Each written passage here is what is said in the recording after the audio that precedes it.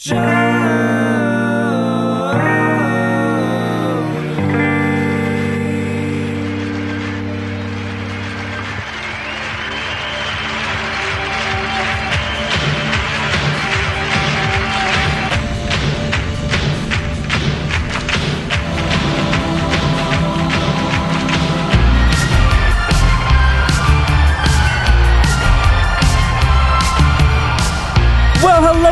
everybody. Welcome to another installment of Show to V with Mike G, the show of life, the show of St. Edwards, the show of history, Houston, modern politics, and more. Today's guest is owner and operator of Friends and Allies Brewing, Mr. Ben Sabin, the guy hustling in the market, jogging in the morning. And as just earlier this week, we spoke with Jane Marr of Tullamore Dew about the Dew and a Brew tour. Again, 26 stops at breweries in 68 days. While Jane and the Tullamore Dew crew was in town, they stopped by Friends and Allies Brewing, which is a new brewery, an amazing tasting room and facility of which I met Ben, and we chatted about the Boilermaker, and we chatted about Noisy Cricket and all the great things that Friends and Allies Brewing has to offer. So without further ado, I hope you guys enjoyed this chat with Ben Sabin of Friends and Allies Brewing.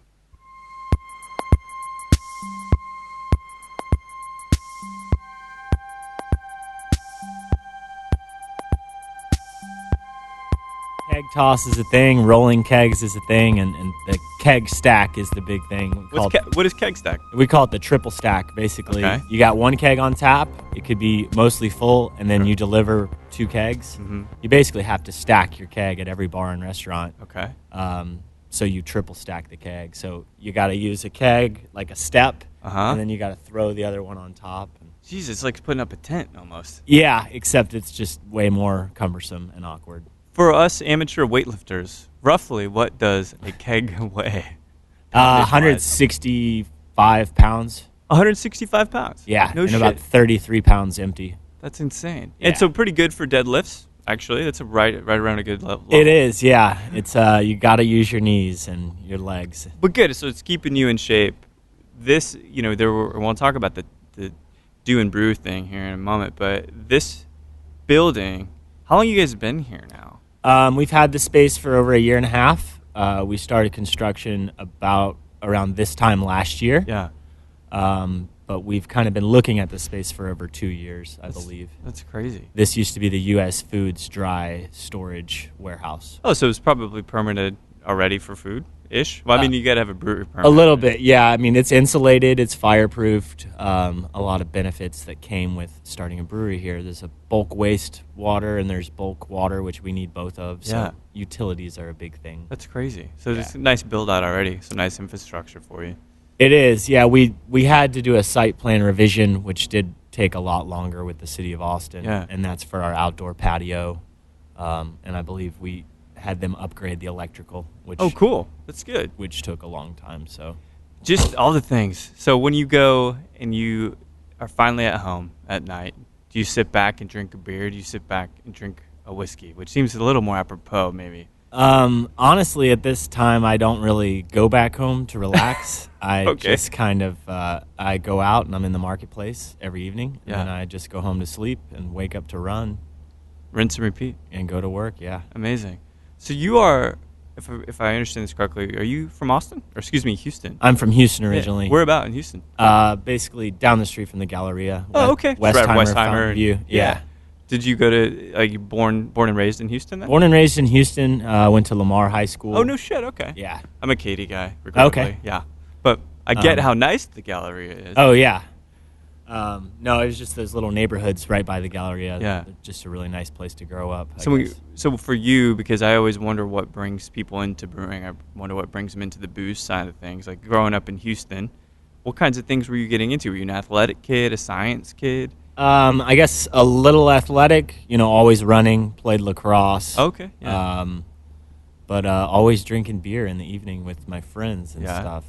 Field parties on the back of a truck, you name it. What was the token beer? Now this isn't College Station, so I won't say Natty Light, but what was the token beer for you guys? For me, I would say, because it was so cheap, would be High Life. Oh, yeah. Yeah. Still some class to that. I still, I like High Life out of a bottle. It reminds me of a certain time if I'm going to drink a big beer. Yeah.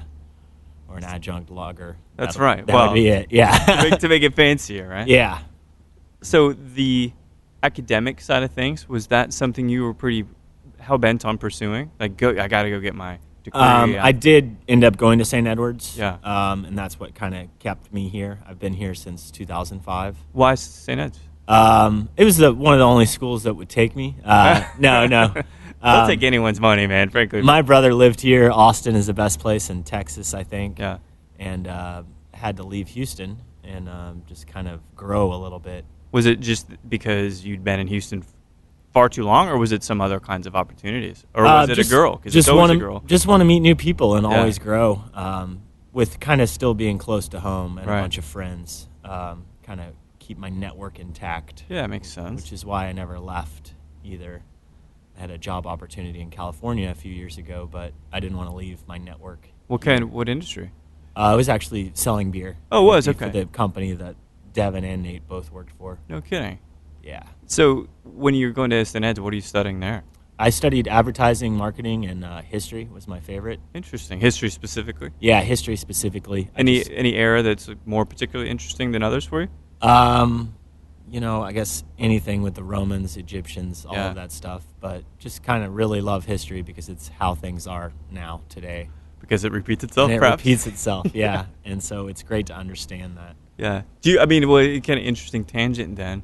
We're in a real interesting political climate at the moment, right? Mm-hmm. Austin's an interesting place and a great place to be, very fervent and kind of protest and really questioning. Do you see some similarities as to what's kind of happening here on a national level with things to maybe some other historical eras? I do, but, honestly, I try not to get into politics because it just drives me nuts. What about the sociology of it, though? Do you think people are rallying around? I think people different. are through social media, Yeah. but I think ultimately most people just don't care, unfortunately. Is it the pseudo-care? I think it's the pseudo-care. I think the younger generation in school right now maybe cares more and is more aware, but I think my generation just, Drunk post. We want to work. Yeah. And, No, it's a good and point. make money and then go home and live our lives kind of, Yeah. Drink some whiskey. Again, which I'll probably keep touching on whiskey. It's almost lunchtime. That's probably why. So you did finish up at St. Ed's? You did get your I finished advertising up and everything? St. Ed's communication degree. It's kind of funny. I actually studied, social media and communication, even though it was something natural for everyone, kind of. Yeah, it is kind of a strange thing because it doesn't take... Do you think that people are truly good at social media? Like, that they can actually be good at it? I think people can be, but I think it's kind of a natural personality that it takes sometimes to grasp it and really hone in on it. Do you think it's like an egotism thing at all? That people do want some attention for their selves? Yeah, I do.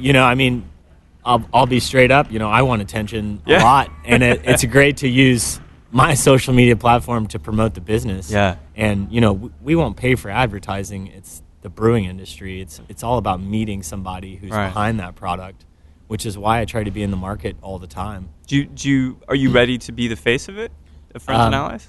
I am, and I think I have been for most of the year. Yeah. I remind everyone that Devin manages the business and allows me to be able to do this, and Nathan makes excellent beer, so we all kind of fall into our little category. The triumvirate. So I guess I'm just the hype man. The hype man? Yeah, that's what a manager called me the other day, and it's true. I'm always trying to promote something new that we're doing. But that's good because the thing is that I've noticed about the way you do that for Friends and Allies is that it's ethical. Yeah. I think some people, they make themselves seem far bigger than they really are.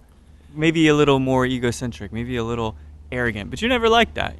Well, I can definitely be arrogant, but my thing is to be able to communicate with more people, you kind of have to give a little bit of your personal life away. Yeah. And so I feel like I do that to let more people in so they can get familiar with me and our product and what we're doing.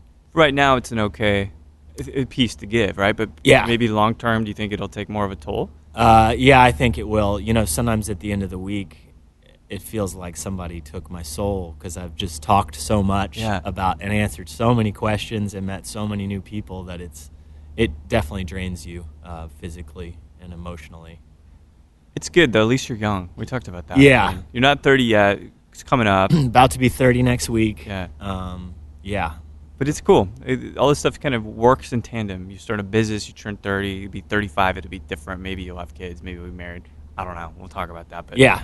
Who knows, right? But it's good that right now this is a very exciting time. You get to be the face of this amazing place and these products, which we'll talk about here in a moment as well. But the question then for me is like, okay, so you get a communications degree, focus on some social media. Were your sights on beer at that point, or were you thinking maybe I'll do tech, maybe I'll do manufacturing? What? Honestly, right when I graduated around summer of 2009, it was really difficult to get a job in Austin, Texas. Yeah. All my friends immediately went back to Houston and got an oil job right away. So I kind of just did a couple odd jobs in Austin to try to stay here. Like stuff in the hospitality industry? Yeah, definitely. I helped open Fogo de Chao. Oh, did you really? Yeah, I used to work for Vespaio. Pretty a long time ago. Yeah, I wasn't a waiter or anything. I was busboy, bar back, Yeah, but still, to be in that culture and kind of be able to breathe it in. It is. It's very important for me to be able. It's how I'm able to relate with every bar manager around town is because I've been there. You put in some I know you guys work till 2 or 3 or 4 a.m. and you're tired and, you deal with a lot of stuff. So it's really important. When I hired Brian, my delivery kind of sales guy, I made sure the one thing they had to do was be in the service industry for a long time to be able to relate to all these people and also be able to meet, be able to bullshit, be able to small talk. All of that goes a long way. Yeah. If we can come across with a personal touch, I know the beer's great, and then we can kind of cut through some of the political fat that is in this alcohol sales industry. 'Cause it's not about having great beer. It's about connecting with someone that wants to sell your beer and promote it. And that's kind of what we've done all around town all year. And it's overall the openness to you and your staff and stuff's been pretty good. Yeah. We're selling ourselves always, and we're genuinely normal people, and we kind of want people to know that. Normal dudes. Normal dudes. Time, we all have hobbies. These guys bike or climb. I run. Some of them run, and we want to be part of this active Austin scene. Yeah. And beer just falls perfectly in with that. Makes a lot of sense. It's weird because it's counterintuitive. I was talking to Josh Hare about this. It's like he was ultimately like a triathlete, something like that. Yeah. And he said beer actually is the perfect way to recuperate. It is. Which is strange, right? After I run, a nice low alcohol beer is really great. Yeah. I can drink 10 glasses of water, but sometimes that beer quenches your thirst a lot better. And the carbs and stuff help too, rebuild some of that energy. It's a strange utilitarian thing. It definitely is. So maybe that's in the future, right? You guys host a marathon with a nice beer. That would be my goal, to be the marathon sponsor. We're doing a bunch of fun runs coming up soon, and we do stuff with the climbing gym next door. Oh, that's cool.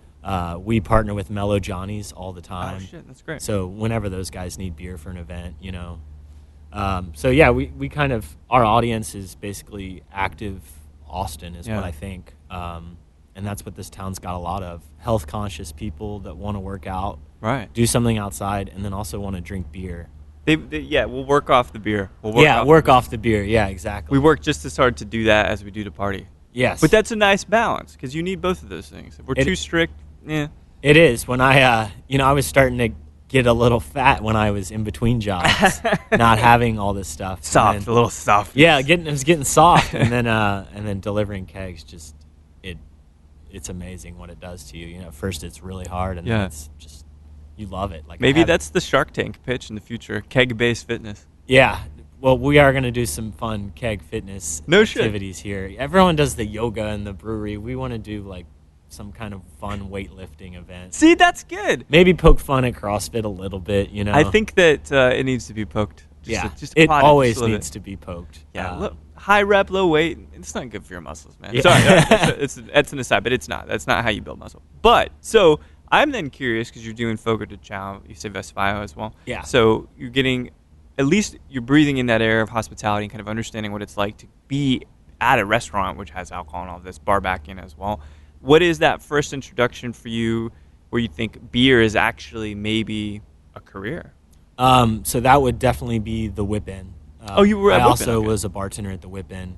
and I wanted to be a bartender because I would always frequent there, and they had the best beer selection in town. Such a cool spot. And still today, I think it has the best beer selection with the most character. Yeah. No matter how much it slightly changes. It helped me launch my career. I was homebrewing so much that it made me want to get into beer and sell beer. Yeah. So I started selling beer, and then I started volunteering for Thirsty Planet. And just volunteering? Yeah. To learn about their process or sales? Yeah, or? I wanted to brew on a big scale instead of home brewing, which you learn brewing on a big scale is easier than home brewing. It totally is, because things are far more controllable. And I just wanted to see how it's done, and then, first day I reach out, I meet them. The second day I'm unloading 700 kegs from France, in the parking lot. And, I just kind of stuck with them until they hired me. And they hired me. I learned how to brew beer, cellar, and then they threw me in a van to deliver kegs. So you're used to it. You're back in the trenches, man. Yeah, back in the trenches, and now I'm starting to get out of the trenches after a year of self-distribution. Yeah. But yeah, it was in the sales side I kind of got more familiar with because I guess I was better at it. I had a network. Yeah. I went out. Your personality maybe caters to a little bit more. Yeah, very outgoing and always wanting to meet new people, which selling beer really lets you introduce you to the whole town. Yeah.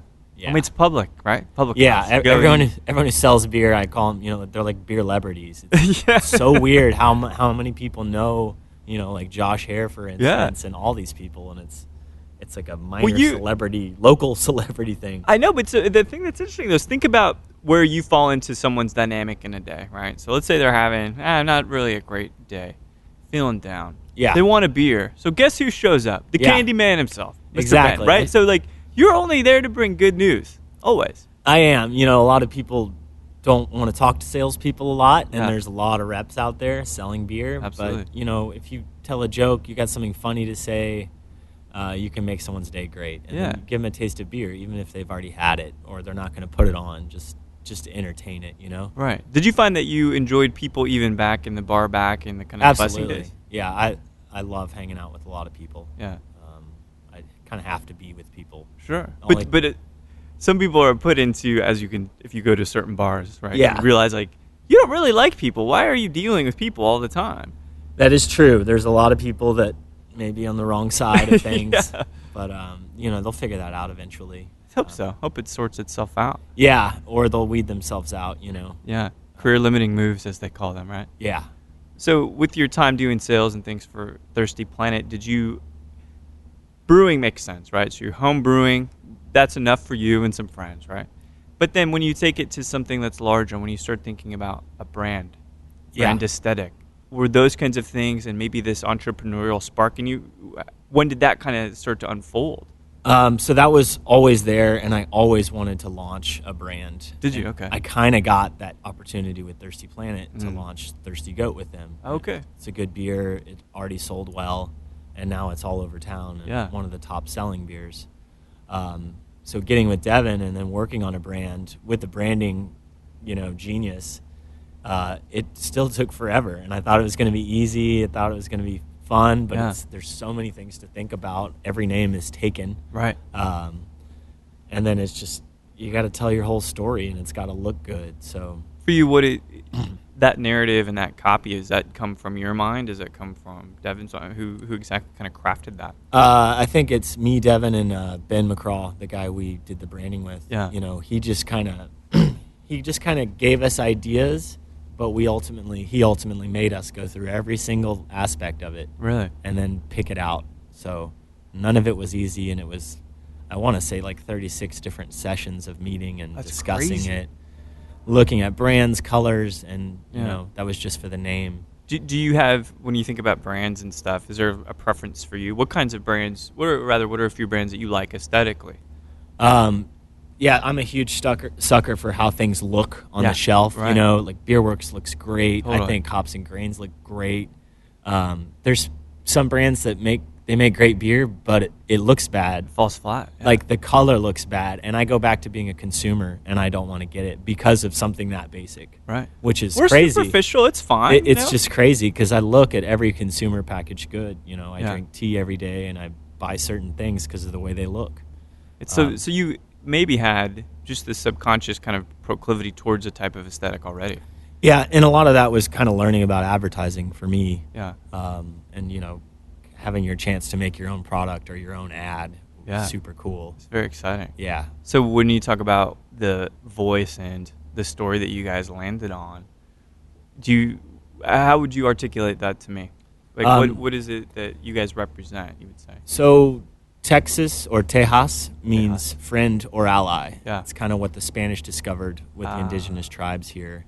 And so they asked them, they said, Tejas, are you a friend or ally? And they just took it as that's what this land is called. Oh, shit, I didn't realize that. So it's got a little historical touch. Yeah. It's got something I really wanted was a touch on Texas. How do we represent Texas without being Western, rustic, or cowboy anything? Dirty, yeah. So that was a huge thing. So being able to align Texas in that was the greatest thing. And tough to do because most good Texas names or things are taken. Right, or have a boot on it. Yeah, or All it's some other major brand, if you will. Yeah. And the bear on the wolf, the bear and the wolf, the wolf is kind of the Lone Range of Texas, and the bear is kind of California because Nathan came from brewing kind of West Coast style beers. So we wanted to kind of do West Coast style beers fresh here in Texas. That's incredible. And so our IPA coming out next, called Fresh Coast, is a play on that. So fresh IPAs made on the Third Coast, basically. So it makes sense. There's some imagery there that it really does tie back to some cultural relevance. Yeah, and it's about freshness. Beer has a shelf life. Right. A lot of the great beer that comes from great breweries on the West Coast or far away is not always fresh after it goes through so many distributors. And so a lot of us will know because we'll taste it and we'll be like, man, this is not, the hops have faded. Right. And we all know that. We know that's not that brewery's representation. It's just time degrading the beer. So being fresh is really important to me, and I won't sell our beer to a bar that I know it's not going to do well in. So you want it to be in the right place at the right time with the right taste. Which is tough, but we've got to be picky about our brand so that the beer still tastes good. Yeah. And those are some things that'll be fun to learn, as you keep moving forward. Luckily, delivering beer for so long in this town, I know a few accounts to stay away from because they have too many options, and then they also don't really sell the beer well. Yeah. So they'll say yes, but it'll go die in the walk-in cooler. Die on the vine. Yeah. So when did the Friends and Ally, that brand and that name, what year are we talking that it finally kind of took form? 2015. 2015, okay. Yeah, probably fall or summer of 2015. And so here we are roughly a year and a half later, you said? Yeah. I'm probably not doing the math right, but... So we made our first batch of beer 2016 Christmas Eve and Christmas. Oh, okay. Actually, 2015. Christmas Eve. Just over. Yeah, and so we've literally been selling beer for over a year, just starting at the new year. That's incredible, and I've really been seeing you hustle your ass off to go do this stuff. One of the greatest things is we launched an entire brand through a new state law that's an alternating proprietorship agreement. Mm-hmm. So we made our own beer. Nate did at Fourth Tap. While we self-distributed across town, while Devin oversaw the build-out of this location right here that we're in. So we each had our entire realm to worry about. Mine was all the sales and distro. Right. Nate was making all the beer and packaging it all, and Devin was managing finances and the build-out, which is huge. But that's good that you guys can have that division of powers, divide and conquer, right?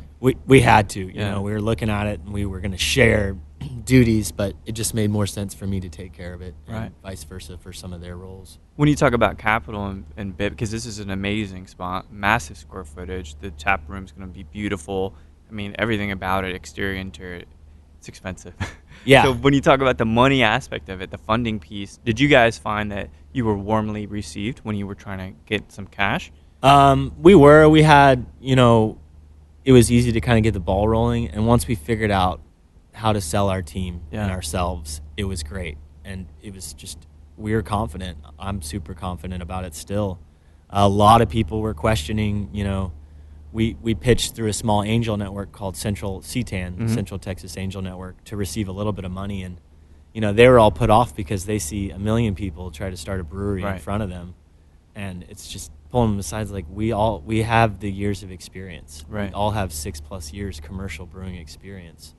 One of them's with money, one of them's making the beer, and one of them's selling all the beer and growing the brand. So you guys definitely demonstrated that you came in with some credibility. We did, absolutely. So it wasn't, how long would you say it took till you got where you needed to go? I want to say 6 to 8 months probably to raise all the money we needed. But progressive, I guess, right? Yeah, once you got past a certain number, it was on, basically. That's crazy. And people would try to reconnect with us, and, we turned down a lot of people. Nice problem to have. It is a nice problem to have. And, who knows how much bigger you will become and how much bigger you'll have to become. That's what this whole name of this game is planning for growth. Yeah. We've planned the next 7 years here. Things will come up, and different things will take a different route, but it's all about producing enough beer to keep it on the shelves. Exit strategy too for this, or more? Not really an exit strategy. Just planning for growth to get at a certain capacity. Yeah. Because once we're at a certain capacity, I think there's a lot more ways to make money and develop our identity. To flex it, to kind of Yeah. Once we can get to scale, we can be more competitive with bigger national beer brands. Yeah. Just in due time, I imagine. Yeah. So let's talk about the beer then, because we'll talk about Boilermakers as well. Because again, Jane was here with Tullamore Dew, had a really cool event with you guys. So there are 4 SKUs. So there's Noisy Cricket, Urban Chicken. Those two I think are the names. I love it, so I always will remember it. Yeah. But there's 2 others. Yeah. So Noisy Cricket was the first one we put out. It's a session IPA we did for about 5 months. It's become our flagship because it was the only thing we had to sell to start. Yeah, right. And then the Saison, the Urban Chicken, came out next. Okay. There's some sort of a chicken problem in this neighborhood. There's 2 farms. They have chickens, but I think a lot of people were trying to raise too many chickens. Oh, I is see. what it sounds like. And there was a rooster on site here for a long time.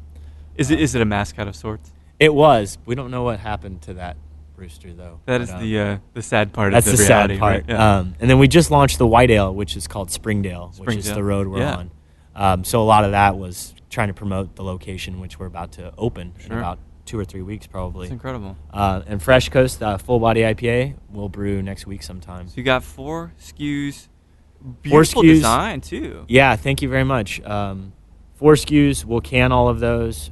We're in 3 counties right now. It'll be can and keg. And then we'll do a host of seasonal beers. Because A, we have the tasting room. B, it's just fun and interesting. Yeah. We have to keep recreating ourselves. Do you get ideas every now and again, just sparks of genius where you have to say, fuck, dude, we got to put a chicken in the beer? Yeah, no, Nate is over there crafting a new beer. Yeah. And we just went over some names, which was really entertaining. It's got to be good because it's just a session. You're just ripping. It's just total brainstorming, and it's really fun, and it's the funnest part of this. I think so, too. What colors to use? What's it going to taste like? What's it going to sound like? It's colors, taste, flavor, mouthfeel, all of those things. And then it all comes down to a couple Google searches for trademarking and all that stuff. So it's strange that's all it comes down to, hours of work, to just a simple trademark search. Yeah. Google will tell you most of it, and then you go deeper with the trademark search. Right. But you don't want to print up 1 million cans and then get a cease and desist. That's right. USPTO for the win, dude. Yeah. Well, so Tullamore Dew is here in town, and they're doing this amazing tour, visiting other small breweries, and then really kind of diving in cerebrally, academically into the Boilermaker, right? They're saying Tullamore Dew has all these different kinds of whiskeys. There's a 12, there's an 18, a single malt, and then their flagship 80 proof, right? So they come into town, and you guys have this amazing collaboration where there's Dew and there's Brew. So doing a brew, which is it works on a lot of different levels. There's jokes to be made, but it's also nice. And I think it was one of the greatest opportunities we had here. Yeah. I know all those amazing ladies that sell Tullamore Dew around town. Yeah, Jen and Jane. And Jen, I run into her. She calls herself the queen of South Lamar. I call myself the king because there's so many bars on South Lamar that I want to get my beer in, and they're in it, most of them. But I would just see Tullamore Dew at each one of them, kind of, sponsored, or this was for that night, so it just made perfect sense. And Beth approached me a while ago and connected me with their national people, and it was really easy, and they brought, a ton of credibility and awareness to our brand. An amazing bus. Amazing bus. It's incredible. So many amazing toasts later in that evening of great Irish tales and stuff like that, which just made it for fun for everybody. So when you think about some of the pairings, if you recall some of them, what was maybe one that was notable for you? Honestly, Tullamore Dew pairs with anything, in my opinion. And I had been practicing a couple weeks before. Practicing? I like that. So I think the original with the Session IPA was probably the best. Yeah. But that's because I'll genuinely have that in the marketplace. Yeah. What do you think the appeal is to a Boilermaker? You know, a lot of industry people like to have a shot on the side. Yeah. So that's kind of something I've recently embraced. Embraced in quotes, right? Yeah, embraced. I think some people want a little bit more alcohol sometimes and maybe a little less beer, but you know, cheersing anybody is always exciting. It seems to get people together. So. It does. It rallies them together. It does. Both friends and allies. Yeah. So the tasting room, you say, is about 2 to 3 weeks. Everything will be open. When you think about, because obviously you're thinking about taste, mouthfeel, colors, aesthetic, experience, what is the greatest thing that you want to bring with the tasting room? What do you want that experience to be like? I want them to meet us and get to know us Yeah. and that we're real people. So it's showcasing us and it's inviting people into our living room and sharing a whole experience with them. Yeah. You know, to tell them the struggles we went through to get this place open, whatnot. All of that stuff is exciting and fascinating. People really care about craft beer so much that it's so much that they want to know who's making it. Yeah. And if you don't make yourself available, I think you're kind of really missing out on part of your brand. Yeah, that's a good point. You know, we have a certain DNA. Our brand has the other part of the DNA, and both together, it's kind of like a home run. Yeah. So I know when I was younger, I always wanted to talk to whoever's making the beer. Nerd out, right? Whoever's dream it was. Yeah, you know? for sure. It's really exciting. And we're in a time where we can start a business and a brand and in a competitive field and still be successful. Yeah. Especially with alcohol, with how much money that goes around and everything. I know. It's a very interesting and lovely time to kind of be doing this. It really is, and Austin's kind of really allowed us to do this. Yeah. And I'm really happy to be part of the scene, you know. It's a good group. It is. Good group. It's a great group of people. Yeah. Yeah. Well, so I've got one question left for you, and this is kind of tied in, and I know that being in an industrial park, there are chains being swung back and forth, and we'll see how that fares in the post-editing process. But you can be at any bar in the world, anywhere, right? Yeah. And you can have a drink with anybody living or dead. Who might be that person you just sit at that bar and have a conversation with that you've never had that chance before? Oh, man. That's Yeah, it's tough. on the spot. Well, it would definitely be the Whippin'. That's great, yeah. Yeah. Probably the place I'm the most comfortable at. Who knows? Maybe Julius Caesar, you know. That's pretty good. I'd hang with Caligula. Yeah, that was a crazy character right there. Yeah, just throw people off his island home. Just for fun. Yeah. Well, that makes some sense. Imbibe, have a good time with an emperor at the Whippin', a place fit at the Whippin'. Yeah, for emperors. It's brilliant, mate. Well, I look forward to sipping some beer with you and some Tully as well. Absolutely. You guys have a beautiful spot. I can't wait to see when it's finished and kind of come and experience it myself. Friends and Allies. Killer branding. You guys done a good job. Thank you. Thanks for coming out. It's been great, dude. Thanks so much for chatting. Absolutely. Thank you. Well, there we have it, Mr. Ben Sabin of Friends and Allies Brewing, one of the newest breweries to emerge in Austin, Texas. Again, having this Do and a Brew tour in which whiskey's paired with beer. You can't really imagine a better combination. I can't think of something that's more thirst-quenching. And as Ben says, his Session IPA Noisy Cricket pairs perfectly with the Tullamore Dew Old School Green label. So again, you know, people aren't paying me to say this. These are good people drinking great things, and it's always nice to kind of share that passion. And it was great talking to Ben and getting to know him and having the forklift being delivered just at the tail end of our interview. Pardon all of the noise. So thanks everybody for listening to Show to V with Mike G. No matter if you never caught up on The Office and you're finally down to around 2 episodes remaining, you're getting kind of sad, or if you're thinking, when should I release another synth-based album, please keep dancing.